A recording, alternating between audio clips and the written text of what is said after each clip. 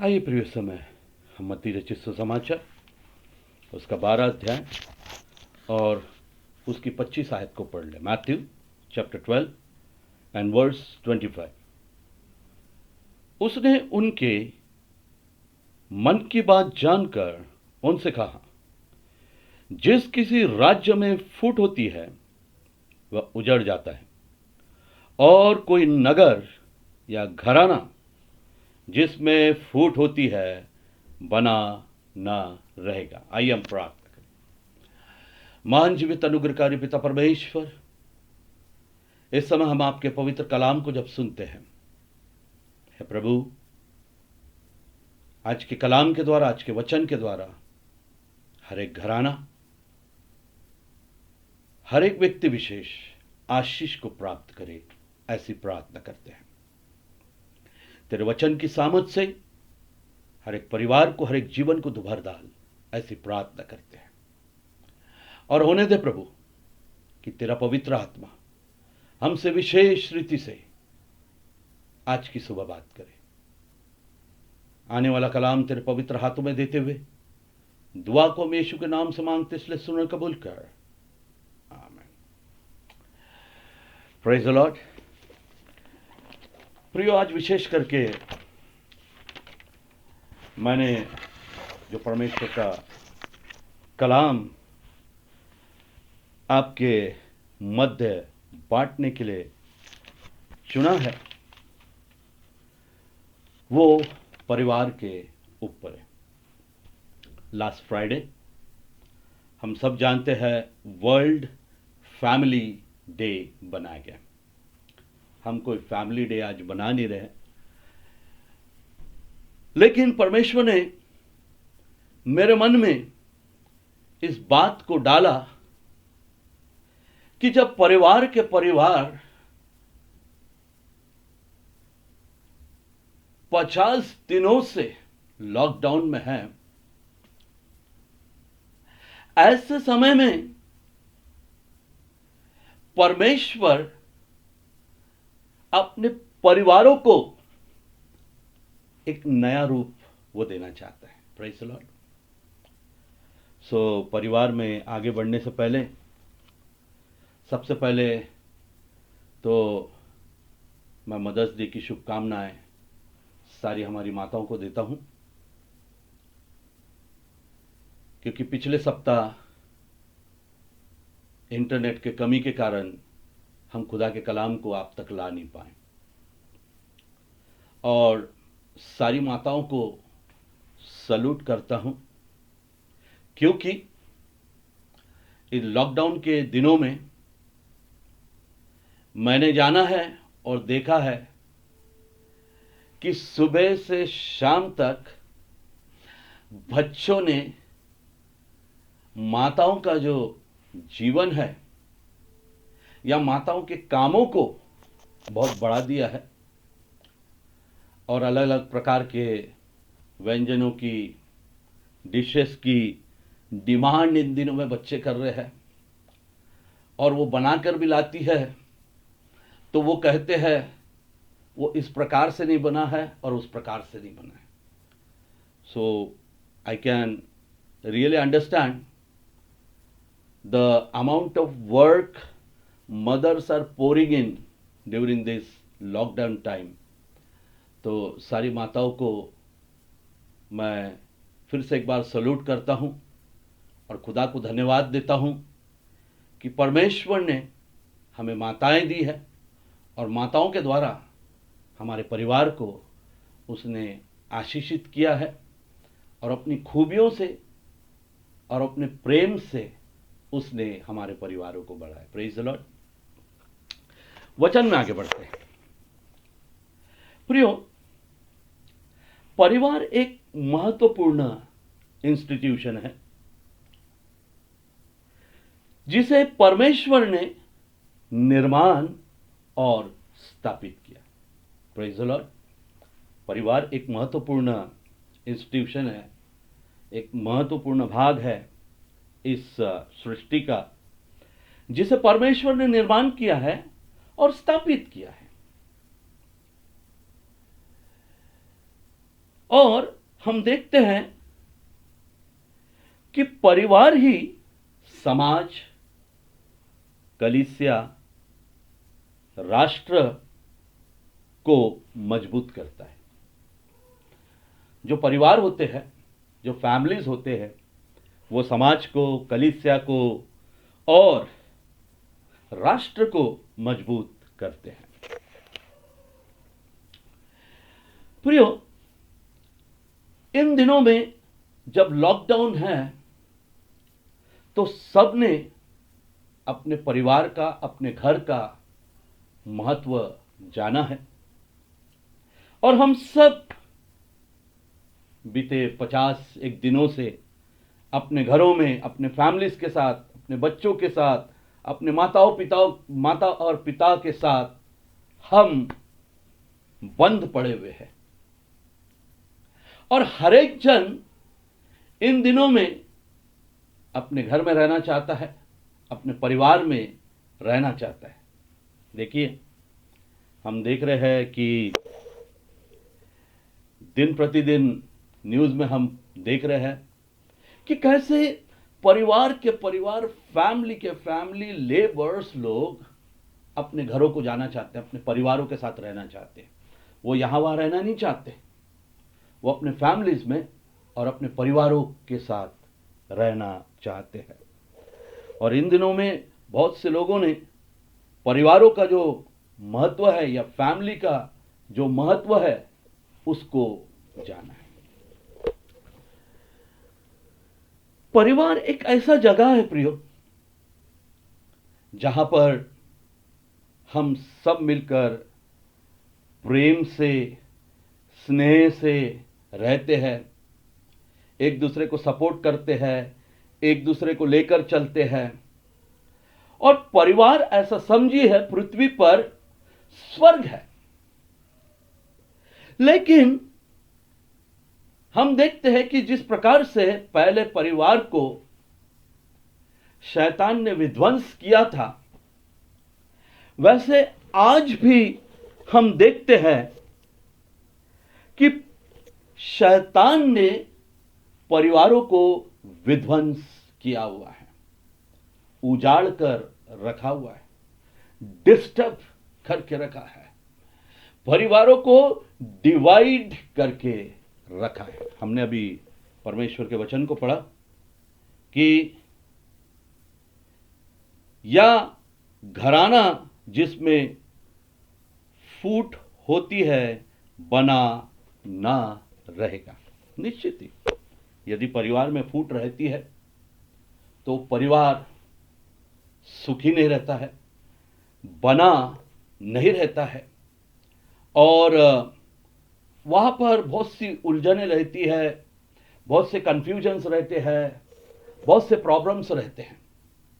तो आज शैतान ने परिवारों को डिवाइड करके रखा है। पति पत्नी का आपस में बनता नहीं है, बच्चों का आपस में बनता नहीं है, माता पिताओं का बच्चों के साथ बनता नहीं है। ये सारी बातों को, सारी उलझनों को इन दिनों में हम परिवारों में देखते हैं। That how the devil has divided families. You know, nowadays शैतान ने मसीह परिवार को कुछ अलग तरीके से भी डिवाइड करने की कोशिश की है। एक लड़का अपने पिता से पूछता है, पिताजी हम इस संसार में कैसे आए, मुझे जानना है।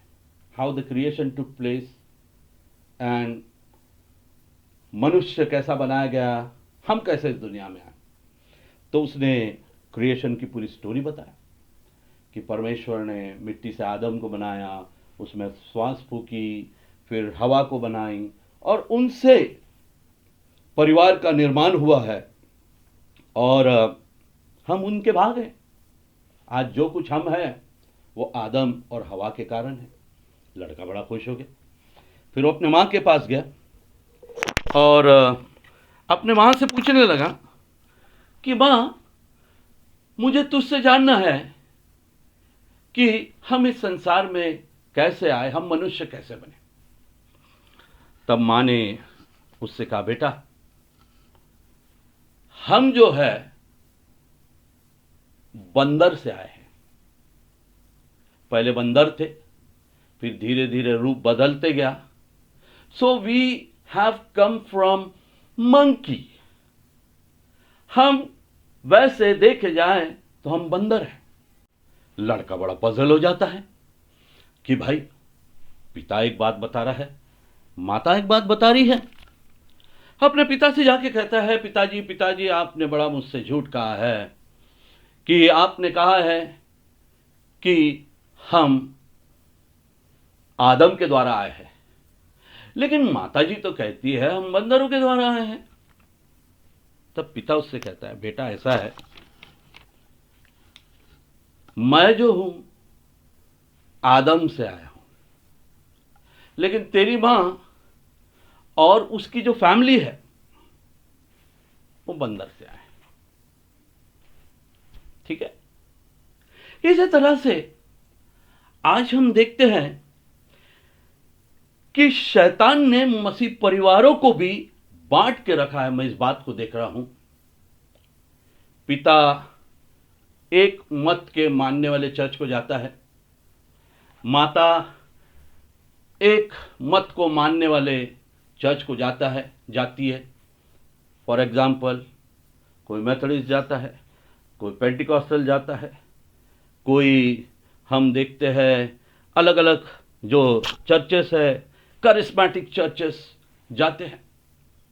तो आज बच्चे बड़े कंफ्यूज है कि मैं पिता के रीति पर परमेश्वर के पीछे चलूं या माता के रीति पर परमेश्वर के पीछे चलूं। बड़ा कंफ्यूजन है। बताने का मकसद यह है, आज शैतान ने परिवारों को बहुत से रीति से बांट के रखा है, क्योंकि परिवारों में आज देखा गया है कि गॉडलीनेस, हम देखते हैं there is no godliness and because of there is confusion everywhere.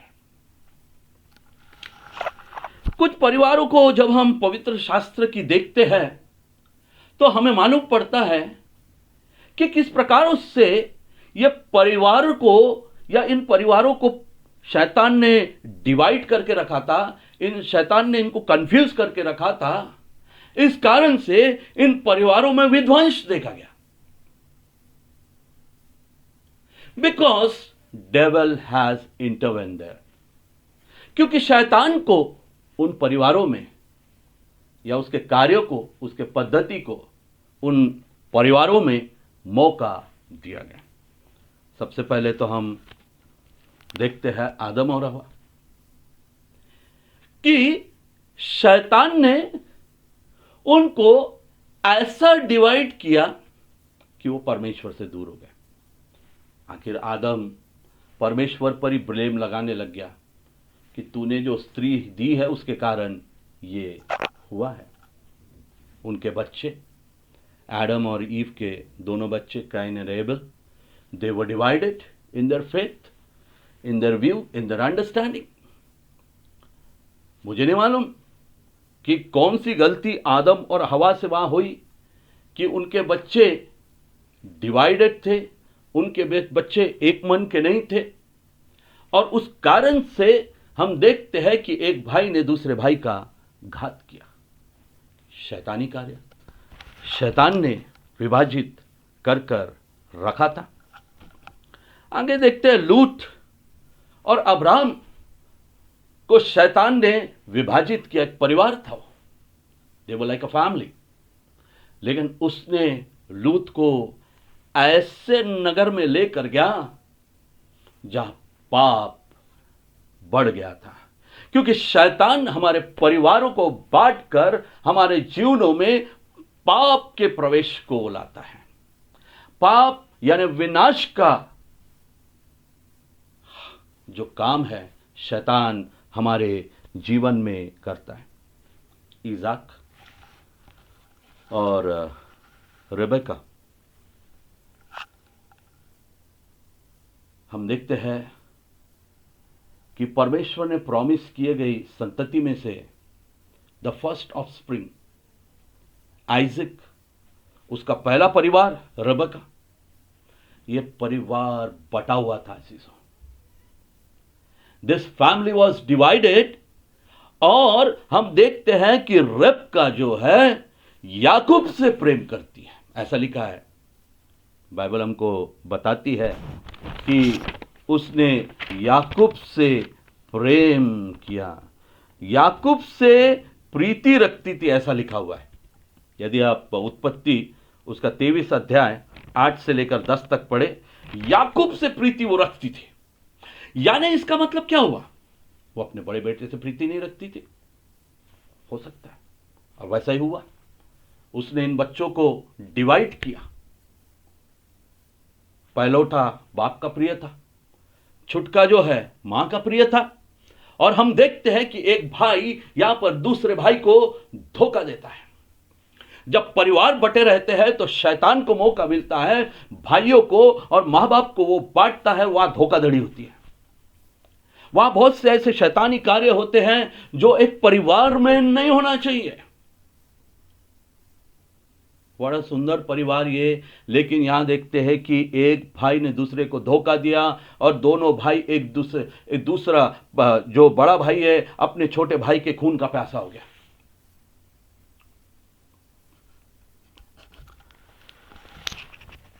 आगे जब हम दूसरा इतिहास उसका 22 अध्याय और उसकी दूसरी और तीसरी आयत पढ़ते हैं,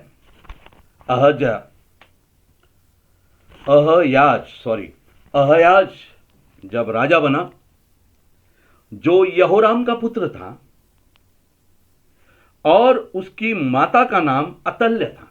ये एक परिवार था, रॉयल फैमिली। और अहयाज राजा था और राजा को पूरा राज्य चलाना पड़ता था।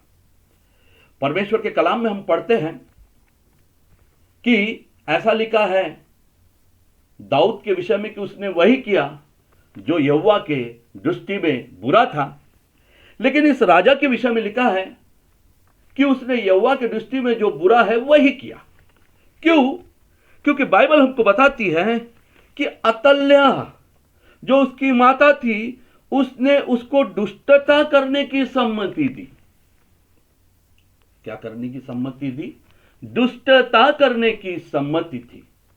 क्या कोई माता अपने बच्चों को दुष्ट काम करने के लिए प्रेरित कर सकती है?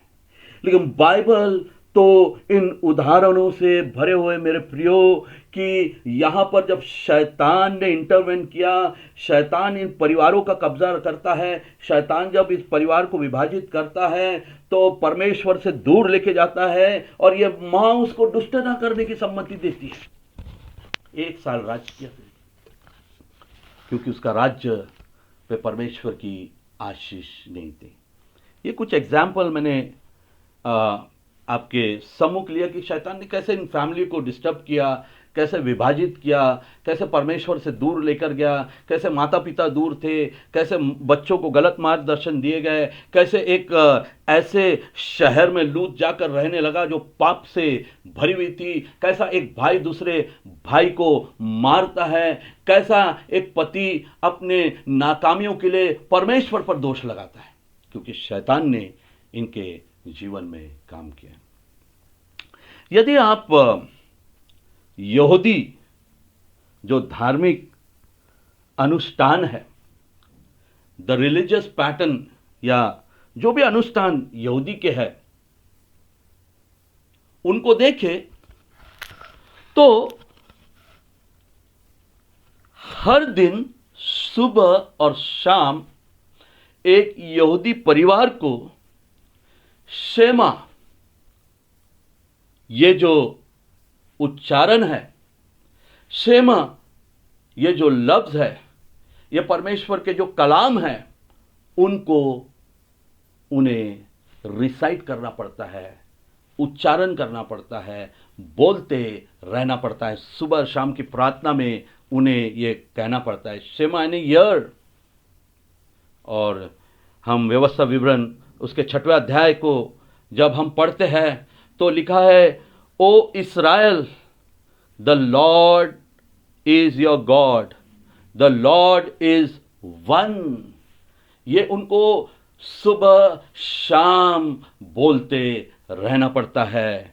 यार ओ इस्राएल, सुन इस्राएल, कि तेरा जो परमेश्वर है वो परमेश्वर एक है, वो तेरा परमेश्वर है और वो एक परमेश्वर है। इस उच्चारण को उनको करना पड़ता है। और उसी के साथ साथ आप घर में ये पढ़ना, व्यवस्था विवरण 5वां अध्याय और 5वें वचन से 9वें वचन तक उनको उच्चारण करना पड़ता। व्यवस्था विवरण उसका 11 अध्याय उसका 13 वचन से 21 पद तक उनको उच्चारण करना पड़ता। और हम देखते हैं गिनती उसका 15 अध्याय और उसके 37 से लेकर 41 तक जो पद दिए गए हैं, इन पदों को उनको उच्चारण करना पड़ता। They have to recite, they have to say day and night. ये उनकी पद्धति है। और यहूदी लोग परमेश्वर के बहुत ही कट्टर मानने वाले लोगों में से हैं। इसलिए तो उन्होंने प्रभु यीशु मसीह का स्वीकार नहीं किया। इतने वो कट्टर, इतने अपने धर्म में बंधे रहते हैं, इतने धार्मिक पद्धतियों पर चलते हैं, यानी धर्म की जो बातें हैं उनको उन्होंने पकड़कर रखा हुआ है। अजीजों, इस समय आइए कुछ और ऐसे परिवारों को हम देखें जो परमेश्वर, गॉड सेंटर्ड फैमिली थे। This families are God centred families. जैसे उदाहरण के लिए पहला ले नूह। नूह के विषय में पवित्र शास्त्र हमको बताता है कि वो धर्मी था, वो खरा था, वो निष्कलंक था। He was righteous man. और एक धर्मी व्यक्ति ने एक धर्मी परिवार को निर्माण किया। उसके फैमिली मेंबर्स ने, जितने वो 8 लोग थे, मिलकर उन्होंने नूह की बात पर विश्वास किया। नूह ने जो परमेश्वर के विषय में उनको बताया उन्होंने ग्रहण किया और ये परिवार, मेरे अजीजों, बचाया गया। He showed them the right path, the right way, the right God. He showed them. नूह ने उनको इस तरह से मार्गदर्शन किया कि यह पूरा का पूरा परिवार बचाया गया। अजीजों, मेरे और आपके लिए क्या महत्व की बात है कि मेरा और आपका परिवार बचाया जाए। यह सबसे महत्वपूर्ण बात है, सबसे अनमोल बात है कि हम हमारे परिवार का मार्गदर्शन उस और करें कि हमारा परिवार का परिवार प्रभु में बचाया जाए। उदाहरण के लिए अब यहां देखते हैं कि शैतान ने वहां के नूह के समय के लोगों के बीच में काम किया। उन्होंने परमेश्वर से, शैतान ने उन्हें अलग करके रखा, परिवारों को दूर करके रखा परमेश्वर से। इसलिए वे इन बातों को समझ नहीं पाए और परमेश्वर के निकट नहीं आ पाए। लेकिन इस परिवार ने परमेश्वर की बातों को माना, परमेश्वर के निकट आए और यह परिवार बचाया गया। दूसरा, अब्राम के विषय में हम देखते हैं। आप मेरे साथ निकालिए उत्पत्ति उसका 18 अध्याय। उत्पत्ति उसका 18 अध्याय और हम 18 और 19 पद पढ़े। उत्पत्ति उसका 18 अध्याय 18 और 19 पद को जब हम पढ़ते हैं तो उसमें यूं लिखा है, क्योंकि मैं जानता हूं कि वो अपने पुत्रों और परिवारों को जो उसके पीछे रह जाएंगे आज्ञा दे कि वे यहोवा के मार्ग में रहे। आज्ञा देगा कि वे यहोवा के मार्ग में अटल बने रहें और धर्म और न्याय करते रहें, ताकि जो कुछ यहोवा ने अब्राहम के विषय में कहा उसे पूरा करे। यहां पर परमेश्वर के वचन को हम पढ़ते हैं, और सॉरी, मैंने 18 पद नहीं पढ़ा। अब्राम ने तो निश्चय एक बड़ी और सामर्थी जाति उपजेंगी, और पृथ्वी की सारी जातियां उसके द्वारा आशीष पाएंगी। यहां पर अब्राम के परिवार के विषय में परमेश्वर दे रहा है, परमेश्वर गवाही दे रहा है, और परमेश्वर मेरे अजीज हो यूं कहता है कि मैं जानता हूं, आई नो, कि वो अपने पुत्रों और परिवार को जो उसके पीछे रह जाएंगे आज्ञा देगा कि वे यहोवा के मार्ग में अटल बने रहे और धर्म और न्याय करते रहे, ताकि जो कुछ यहोवा ने अब्राम के विषय में कहा था उसे पूरा करे। Praise the Lord. What a wonderful thing, what a godly family, what a godly man.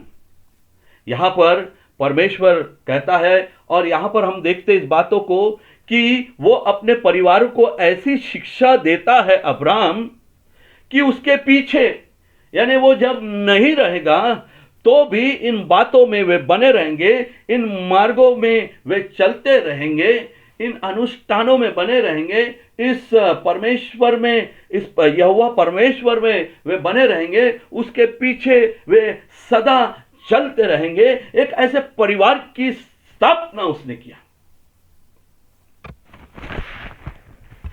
मेरे अजीजों, मैं इस बात पर जब सोच रहा था कि मेरे और आपके लिए क्या महत्व है, आज हमारे परिवार के लिए महत्व हमारे बच्चों के भविष्य बनाना है, निश्चित ही। और एक बात और मेरे जहन में आई कि उस गीत को हम गाते हैं, क्या लेके आया भाई और क्या लेके जाएगा।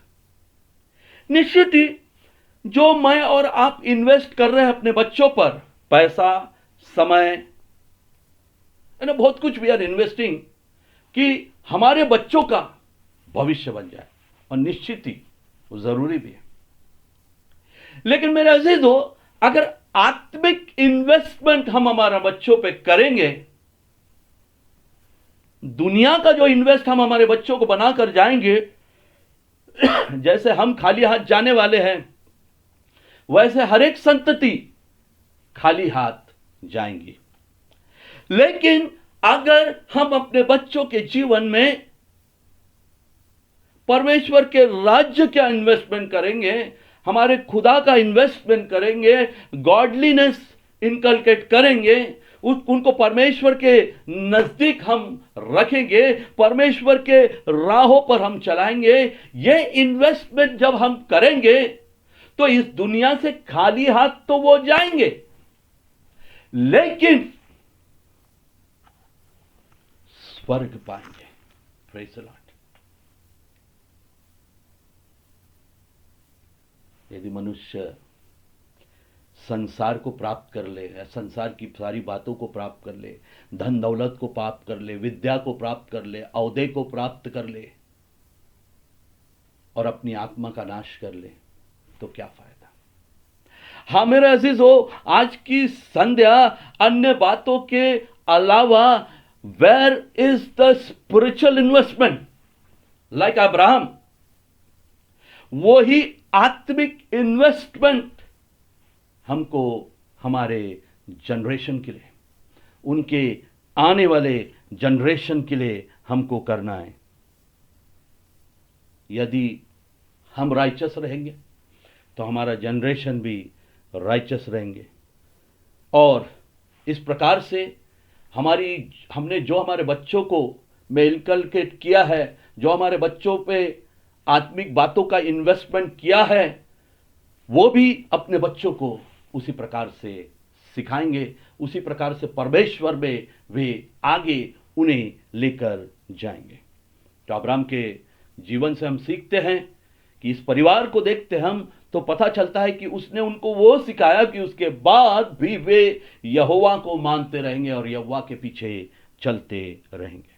मूसा के विषय में बाइबल हमको बताती है कि उसने फिरौन के घर को, फिरौन की चकाचौंध को, फिरौन में उसको मिलने वाली जो भी पदवी होंगी या जो कुछ उसे वहां मिलने वाला था उस घराने के द्वारा, उन सब का उसने इनकार किया। ये आप निकाल लीजिए, इब्रानी की पत्री उसका 11 अध्याय, इब्रानी की पत्री 11 अध्याय और उसका हम पढ़ते हैं 23 से आगे। ये लिखा है, हिब्रू चैप्टर 11 वर्स 23 ऑनवर्ड। विश्वास ही से मूसा के माता पिता ने उसको उत्पन्न होने के बाद 3 माह तक छिपा रखा, क्योंकि उन्होंने देखा कि बालक शुद्ध रहे और वे राजा की आज्ञा से न डरे। विश्वास ही से मूसा ने सयाना होकर फिरौन की बेटी का पुत्र कहलाने से इनकार किया, इसलिए कि उसे पाप में थोड़े दिन का सुख भोगने से परमेश्वर के लोगों के साथ दुख भोगना अधिक उत्तम लगा। Praise the Lord. और उसने इन धन संपत्ति और सारी बातों का इनकार कर दिया, इन बातों को उसने ठुकरा दिया मेरे अजीजों, क्योंकि उसकी माता ने जो उसको अपना परमेश्वर यहोवा दिया था, he gave him the Hebrew God, और उसने अपने पूर्वजों के विषय में, अब्राहम के विषय में, इन अजाक के विषय में, याकूब के विषय में, इन सब बातों को मूसा को बताया था, और वो जानता था कि वो कौन है। प्रियो, उसने, उसकी मां ने उसको एक गॉडली पर्सन बनाया। She made him a godly man and he has renounced all ungodliness. जब हम हमारे बच्चों को धर्मी बनाते हैं, गॉडली बनाते हैं, तो वो संसार में, क्योंकि आज का जो संसार है इतना अनगॉडली है, इतना अधर्म से भरा हुआ है कि आज परमेश्वर के बच्चे भी, परिवार के परिवार भी, हम देखते हैं इस अनगॉडलीनेस में, आधार्मिक जो संसार है इसमें बसते जा रहे हैं, समाते जा रहे हैं, और ungodliness is prevailing like anything in family and in children। लेकिन यहां पर हम देखते हैं कि एक ऐसा व्यक्ति जो सारे ऐशो आराम में रहा, उसने अनगॉडलीनेस का इनकार किया। अजीजों, मेरे और आपके लिए इससे आनंद की बात क्या रहेंगी कि हमारे बच्चे धार्मिकता के साथ ईश्वर के पीछे चले।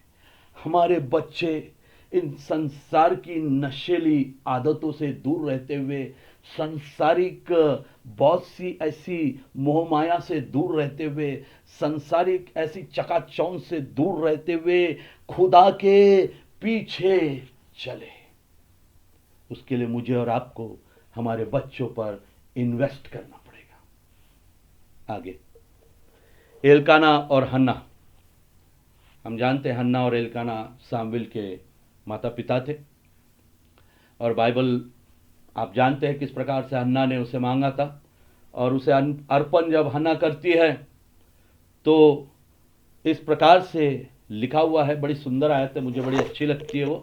पहला सामुएल उसका 1 अध्याय और 28 पद हम पढ़ ले। पहला सामुएल उसका 1 अध्याय और उसका 28 पद। इसीलिए मैं भी उसे यहोवा को अर्पण कर देती हूं, सुनिए, कि वह अपने जीवन भर यहोवा ही का बना रहे। वो अपने जीवन भर किसका बना रहे? यहोवा ही का बना रहे।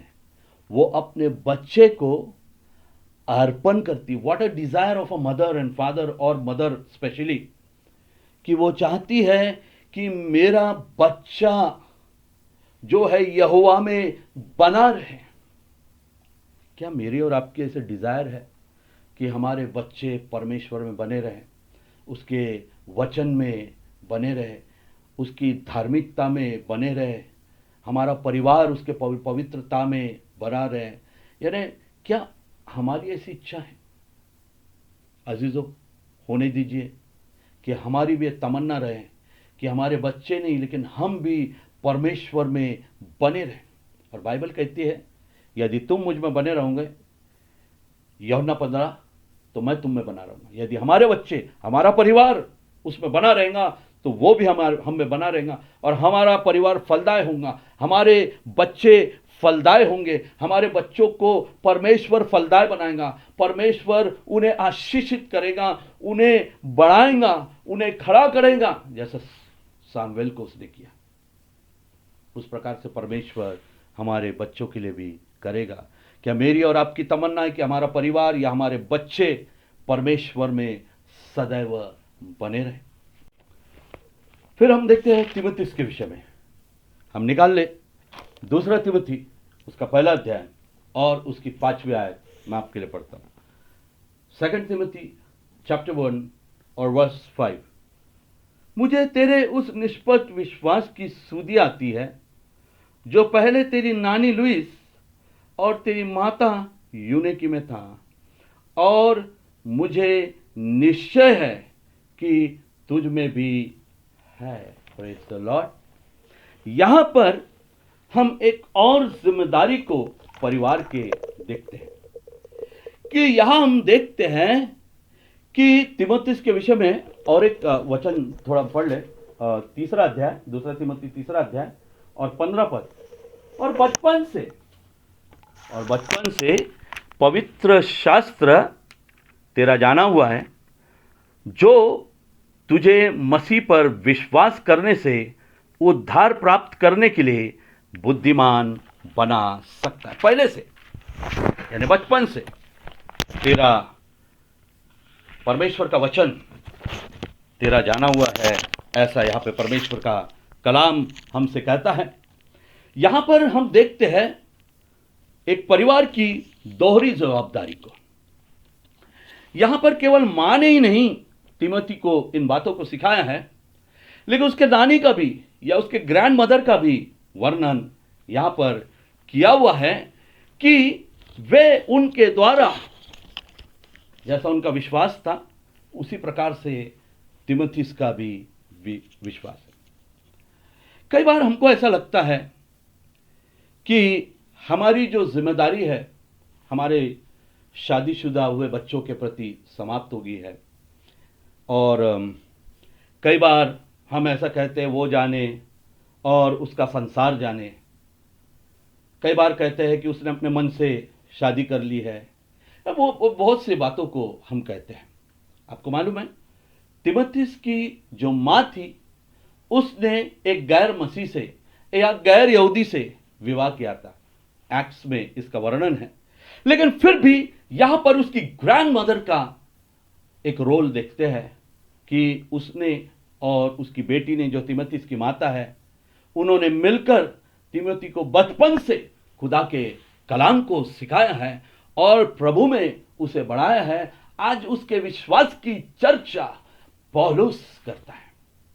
अजीजों, मुझे ऐसा लगता है, कई बार कुछ बातों को जब मैं देखता हूं और सुनता हूं तो मुझे ऐसा लगता है कि हमने हमारे विवाहित जो बच्चे हैं उनके लिए प्रार्थना तो करते रहना है, उनका मार्गदर्शन करना है, और अपने ग्रैंड चिल्ड्रंस में भी हमको रुचि लेना है कि हम उनको परमेश्वर के कलाम में, परमेश्वर के वचन में हम बढ़ाएं, क्योंकि आपके सर का वे ताज है, क्योंकि वे परमेश्वर ने हमारे परिवार में दिए हैं कि हम उनका संगोपन कर सके। हम अपने हाथ को झटक नहीं सकते। और हम देखते हैं कि यहां पर एक बेटा तीमुथि बनाया गया ग्रैंड पेरेंट्स के द्वारा, माता के भी द्वारा। तो ये दोहरी जवाबदारी को भी हमको इन दिनों में समझने की जरूरत है, क्योंकि आज देखते हैं कि शैतान ने माता पिता को और विवाहित बच्चों को विभाजित करके रखा है, फूट डाल के रखा है, और इस कारण से माता पिता इंटरवेन नहीं कर पाते। लेकिन हमको चाहिए कि हम अपने ग्रैंड पेरेंट्स का, चिल्ड्रंस का कब्जा लें और उनको परमेश्वर के वचन में हम बढ़ाएं, उनके विश्वास को हम मजबूत करें। ये मेरी, आपकी, हम सबकी जिम्मेदारी है। अंतिम परिवार हम देखें, लूका रचित सुसमाचार उसका 2 अध्याय 41 और 42 पद। उसके माता पिता प्रतिवर्ष फसह के पर्व में यरूशलेम जाया करते थे। जब यीशु 12 वर्ष का हुआ तो वे पर्व के रीति के अनुसार यरूशलेम को गए। यहां पर हम देखते हैं रीति के अनुसार, अकॉर्डिंग टू कस्टम, वे अपने बेटे को, प्रभु यीशु मसीह को यरूशलेम ले जाया करते थे और ले गए थे। एक जिम्मेदारी है परमेश्वर के भवन में लेके जाने की हमारी, अपने बच्चों को। जो भी माता पिता इस जिम्मेदारी को टालते हैं, वे अपने बच्चों को न केवल अपने से लेकिन परमेश्वर से भी दूर करते हैं। जो माता पिता खुद परमेश्वर के भवन नहीं आते, वे अपने बच्चों को परमेश्वर से दूर रख रहे हैं। तो ऐसे बच्चों का क्या असर होता है, किस प्रकार के परिवार वे बनाएंगे? कई एग्जाम्पल आपकी आंखों के आगे है शायद, लेकिन मेरे अजीजों, हमको एक कस्टम दिया गया है, एक रीत दी गई है कि हम अपने परिवार के साथ परमेश्वर के भवन में, क्योंकि हम परमेश्वर के भवन में रोपे जाते हैं, बढ़ते हैं, खुदा के वचनों से भरे जाते हैं, खुदा की आत्मा से भरे जाते हैं, और खुदा के चलाए चलता है वो परिवार। तो मेरे प्रियो, यीशु मसीह के जीवन से हम सीखते उसके माता पिता के कि प्रति वर्ष रीति के अनुसार वे अपने बेटे को परमेश्वर के भवन में ले जाया करते। कुछ आयतों को पढ़कर मैं समाप्त करना चाहूँगा। इन आयतों को पढ़ने से पहले यही एनकरेज करना चाहूँगा कि इस लॉकडाउन के समय में अधिक और अधिक परिवार के साथ अपने समय बिताकर प्रार्थना में, परमेश्वर के वचन में समय बिताएं, गाने गाइए, परमेश्वर की उपासना कीजिए परिवार के साथ, और अपने परिवार को परमेश्वर में बढ़ाते रहिए। कुछ आयतों को मैं जरूर पढ़ना चाहूँगा। हम निकाल लें यिर्मयाह नबी उसका 31 अध्याय। इन आयतों को पढ़कर मैं समाप्त करूँगा। यिर्मयाह 31 उसका पहला पद। यिर्मयाह चैप्टर 31 एंड वर्स 1। उन दिनों में मैं सारे इस्राएल के कुलों का परमेश्वर ठहरूंगा और वो मेरी प्रजा ठहरेंगे। यहोवा की यह वाणी है। इंग्लिश बाइबल में लिखा है कि I want to be the lord of their family. और परमेश्वर हमारे कुलों का, हमारे परिवारों का परमेश्वर वो ठहरना चाहता है। कि परमेश्वर का वचन कहता है कि वो, हम जो उसके परिवार हैं, हम उसकी नींव जो प्रजा है उसमें सदैव बने रहे। यदि हम परमेश्वर के जो कुल है, परमेश्वर के जो परिवार है, उसमें ठहरे रहेंगे, उसमें बने रहेंगे, तो परमेश्वर हमें अपनी प्रजा, अपने लोग ठहराएगा। और आगे जब हम पढ़ते परमेश्वर की आशीषों का वर्णन वहां पे किया हुआ है, जकरिया उसका 14 अध्याय हम निकाल ले। जकरिया नबी उसका 14वां अध्याय। जकरिया उसका चैप्टर 14।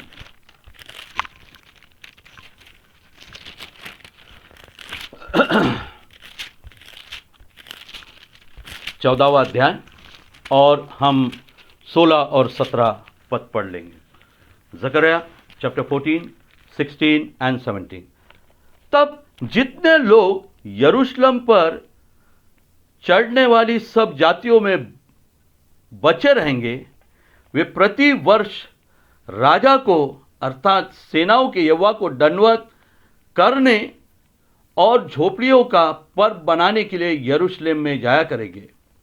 और पृथ्वी के कुलों में से यानी परिवारों में से जो लोग यरूशलेम के राजा अर्थात सेनाओं के यहोवा को दंडवत करने के लिए न जाएंगे, उनके यहां वर्षा ना होंगी।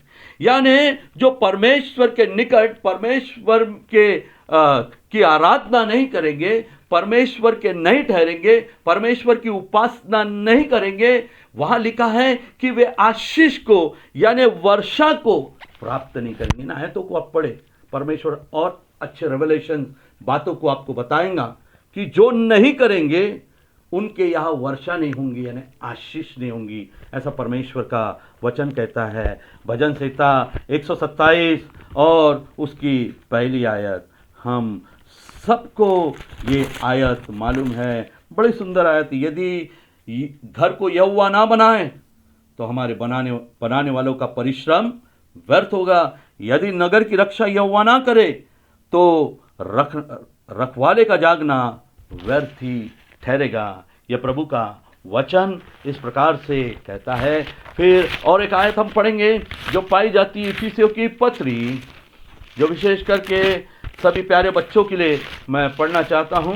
इफिसियों की पत्री, उसका हम निकाल लें अध्याय 6 और दूसरा और तीसरा पद मैं पढ़ता हूं। पहले से पढ़ेंगे। हे बालकों, प्रभु में अपने माता पिता के आज्ञाकारी बनो, क्योंकि यही उचित है। अपनी माता और पिता का आदर कर, यही पहली आज्ञा है, जिसके साथ प्रतिज्ञा भी यानी प्रॉमिस भी है इसके साथ। If you obey your parents there is a promise and this is the promise, कि तेरा भला हो, तू धरती पर बहुत दिन जीवित रहे। यह परमेश्वर का कलाम हमें बताता है।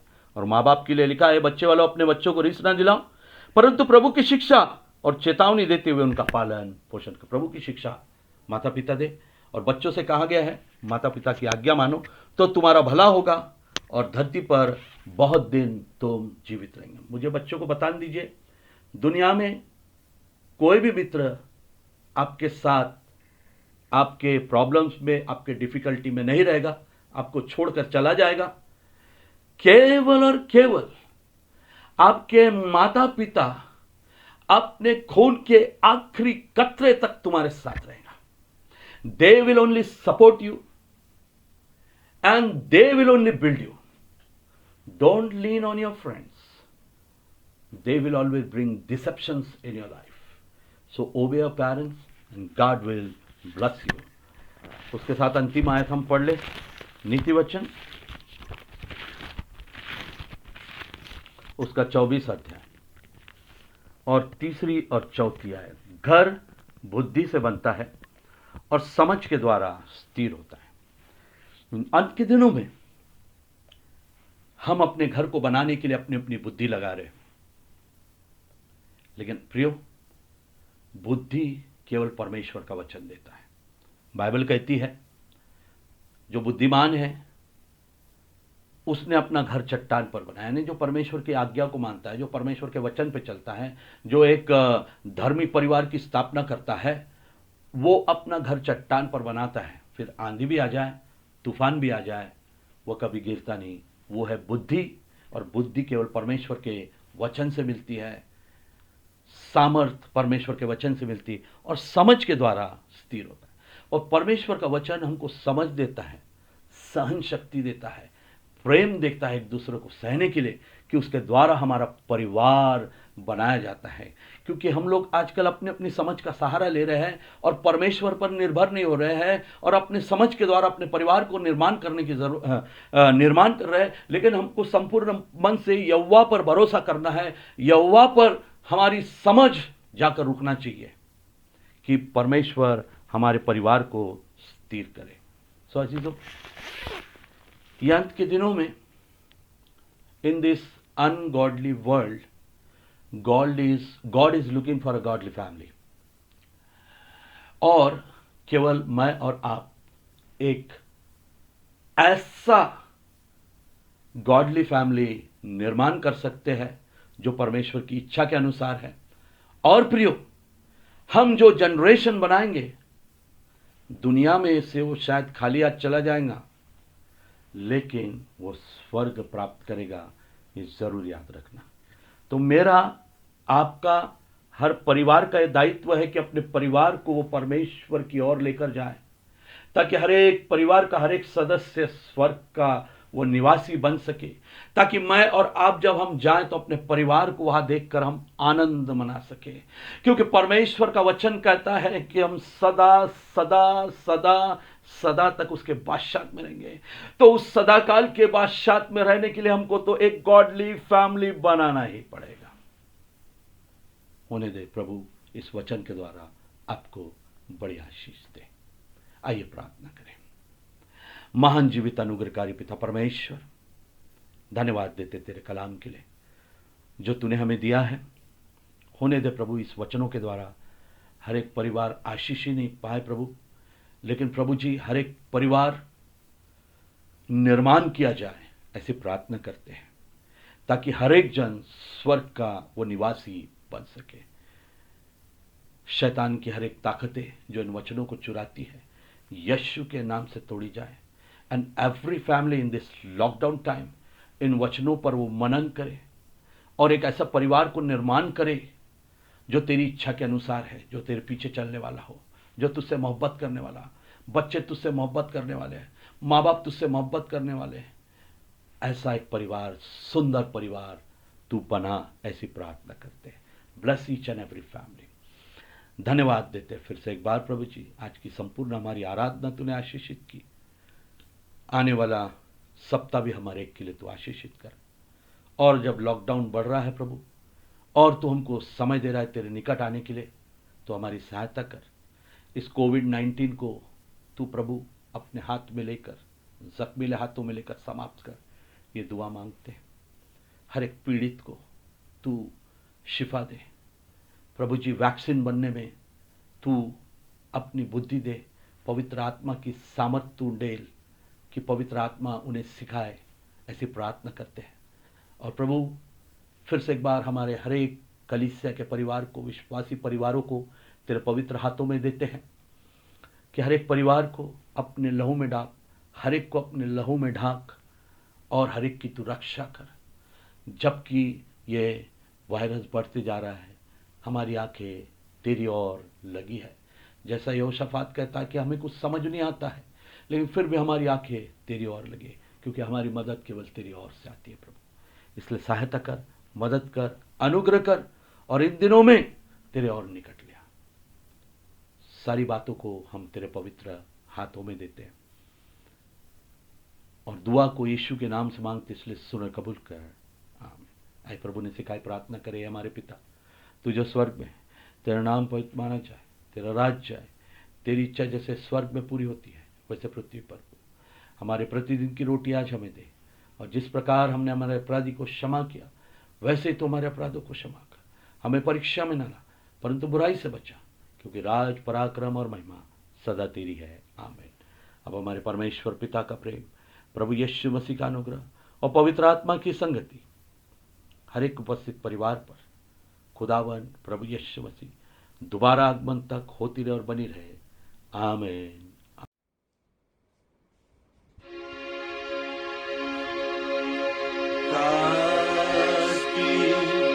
यीशु की खूबियाँ मुझ में हो, उसका जोश और मोहब्बत मिले मुझको। रूही लाई दुआ और फिर मुझको जीना काश कि यीशु